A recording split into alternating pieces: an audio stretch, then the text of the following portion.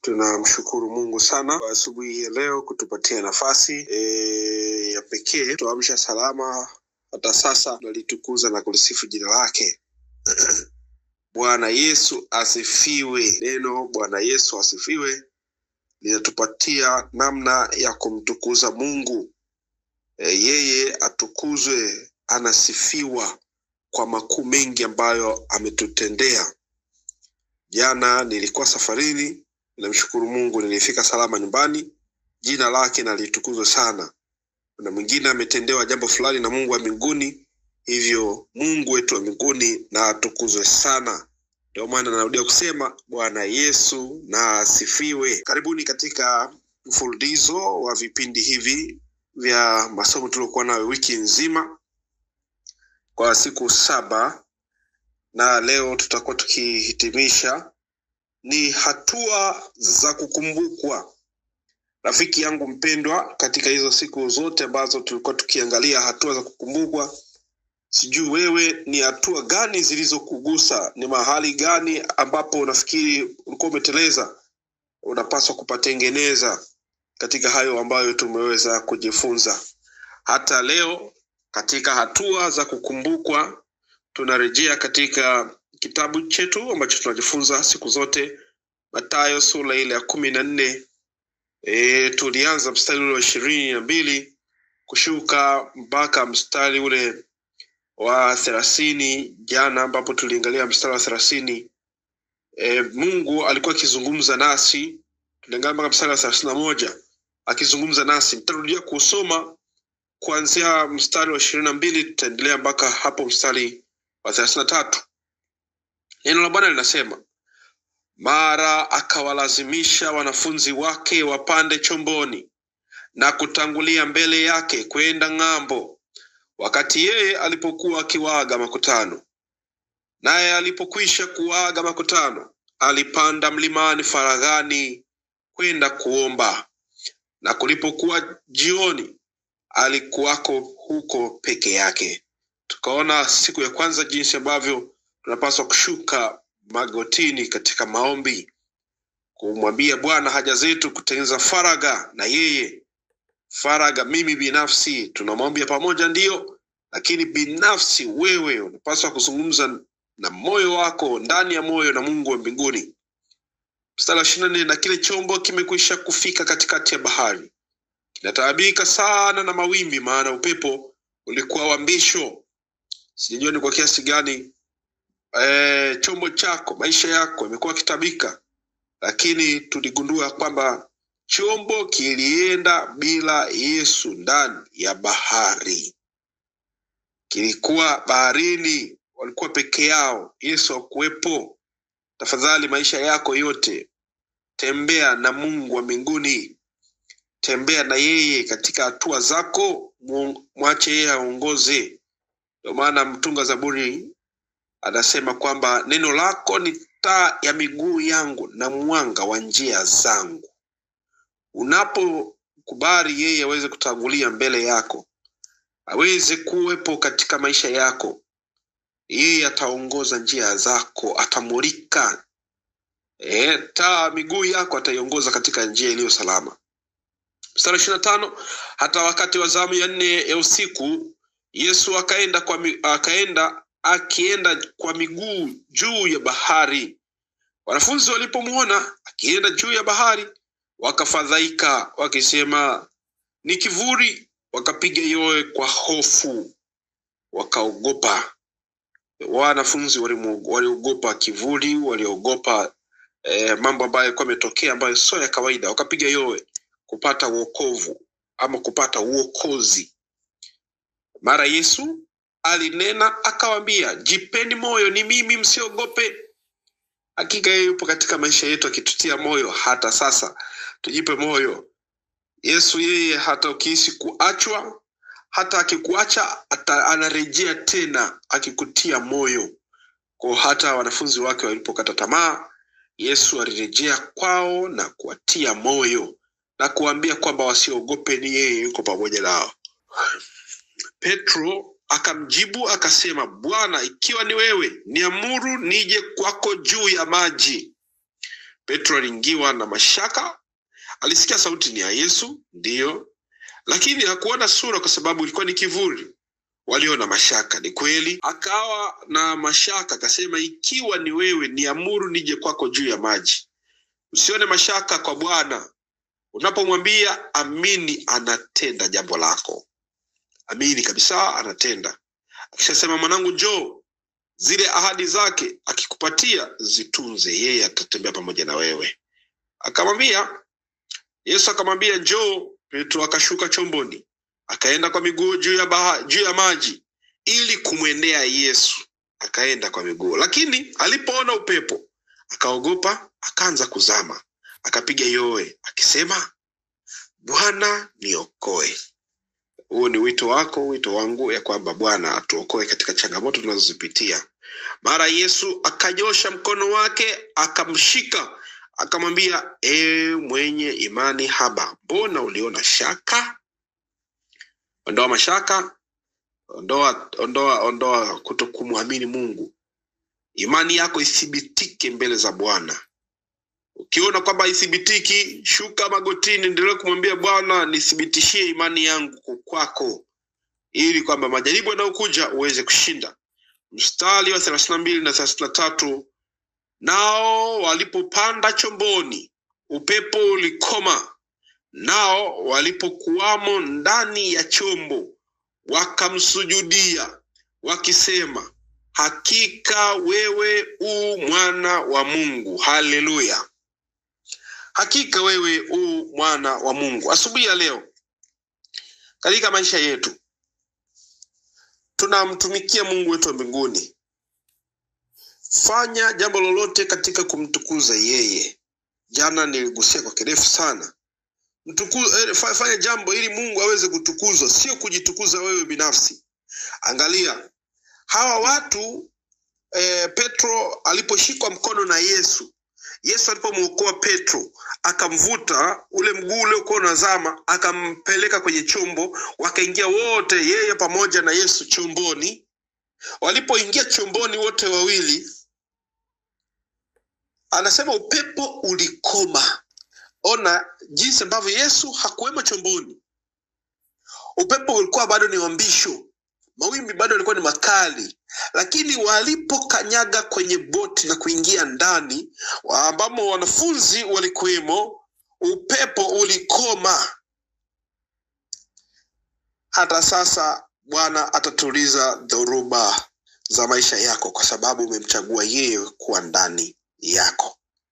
Yeye huyu akifanya makao ndani ya maisha yako, hakika majaribu yatakuja. Sisemi kwamba hayatakuja, yatakuja, lakini yatakuwa na mlango wa kutokea. Kama Mambo ya Nyakati anavyotuambia, yatapata mlango wa kutokea, hayatakaa kwako, hayatakugarikisha, hayatapata nafasi ya kukutoa katika uwepo wa Mungu wa mbinguni. Majaribu yatakuja. Hata leo asubuhi majaribu yatakuja. Simama imara katika kumtukuza Bwana. Ni wa kiasi gani wewe unasimama na neno la Mungu? Ukisimama katika neno lake, yeye atasimama pamoja na wewe.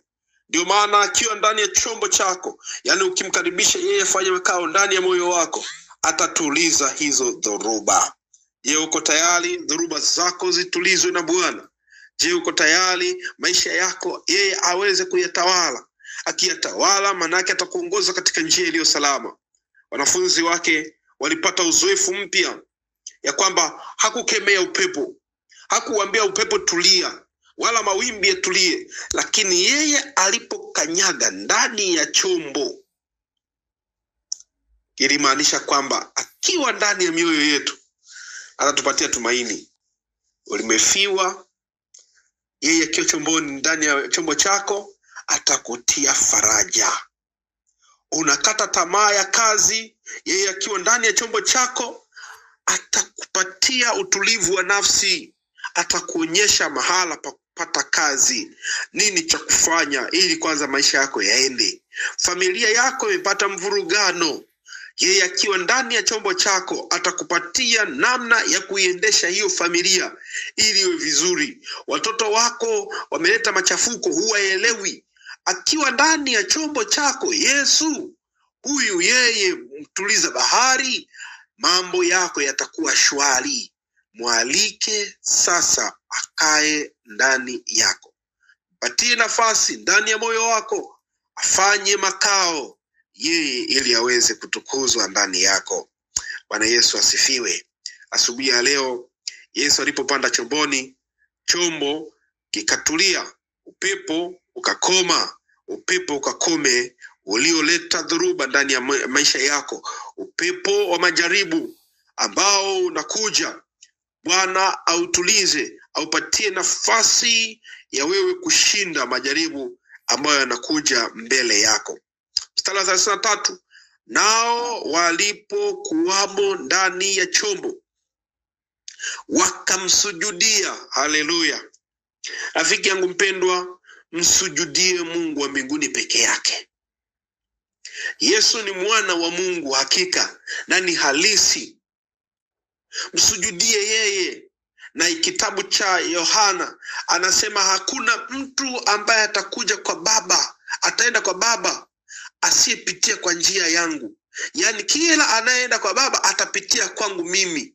Nani? Yesu Kristo. Ndio maana tunapoomba tunasema katika jina la Yesu Kristo. Unapoomba usipomalizia katika jina la Yesu Kristo, umeomba kwa nani? Kwa hiyo sasa hawa wanafunzi wa Yesu wakati wako chomboni, anasema kwamba walimsujudia, wakamwabudu, wakisema hakika wewe ndiwe mwana wa Mungu. Wewe unapeleka ibada kwa nani? Mungu ndiye anayepaswa kuabudiwa. Yesu anapaswa kutukuzwa. Yeye aliyeshuka kutupatia sisi wokovu, yeye aliyeshuka kutuonyesha njia, yeye aliyeshuka kutuonyesha wanadamu yatupasayo kuyafanya. Je, leo asubuhi ya leo unamwabudu nani? Ni nani huyu ambaye umempatia chumba chako, umempatia nafasi yako ndani ya nyumba yako?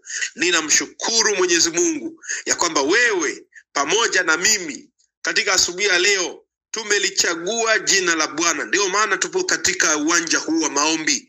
Ndio maana tuko katika eneo hili la ibada. Jina la Bwana na litukuzwe sana.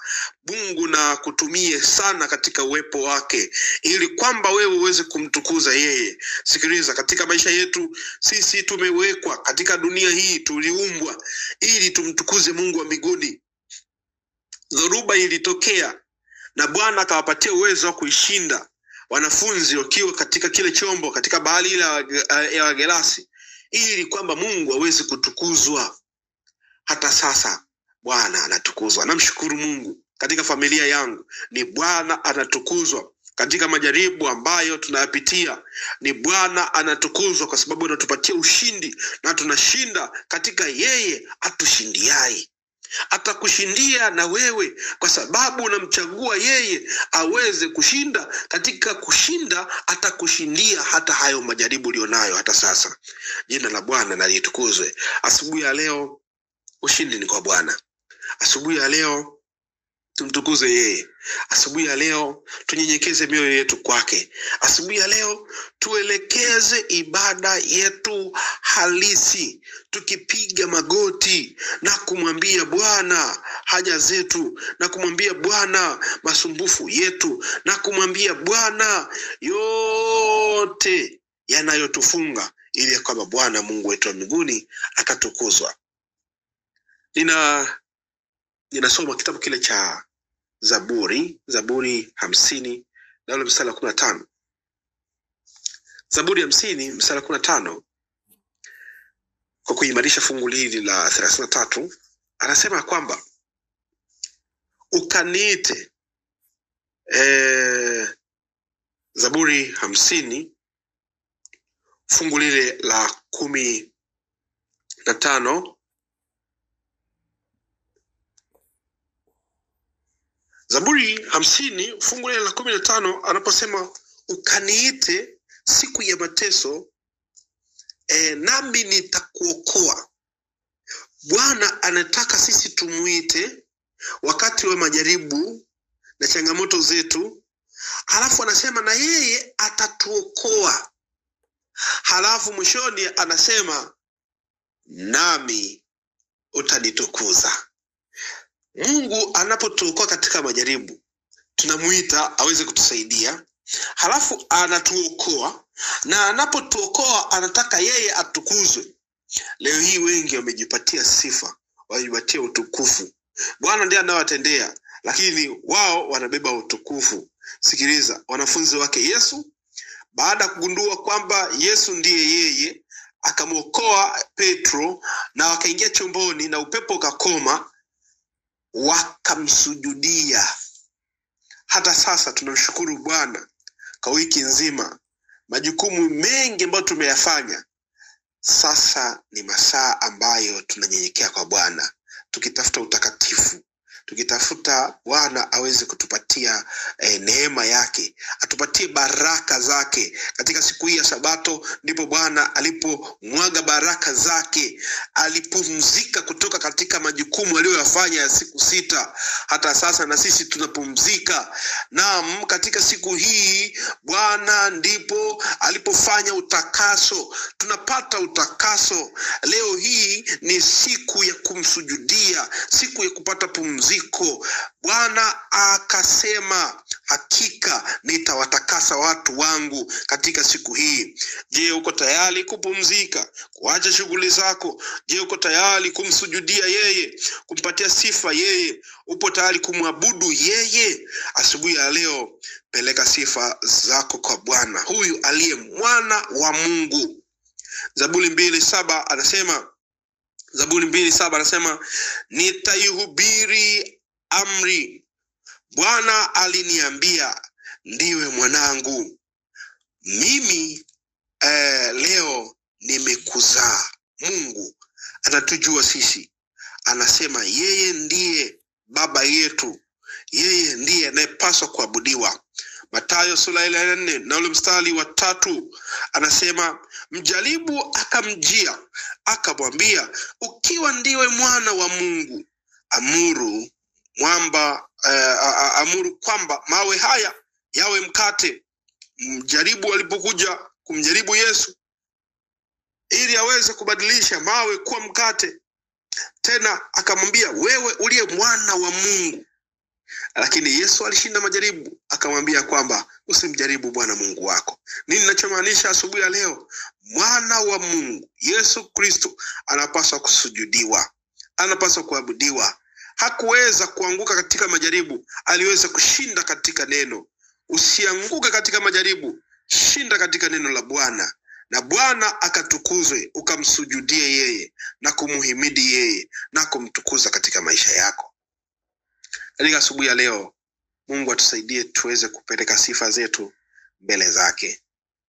Maisha yako ukamsujudie yeye.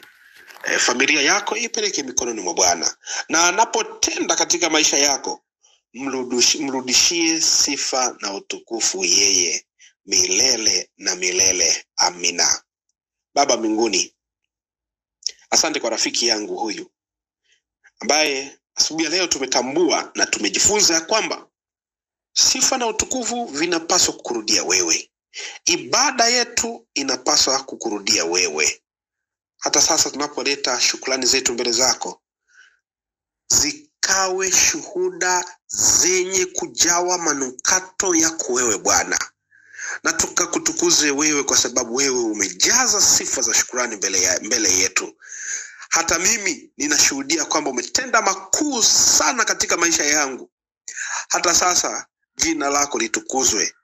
Endelea tena kulichukua mikononi mwako ili niendelee kukutukuza katika utumishi wangu.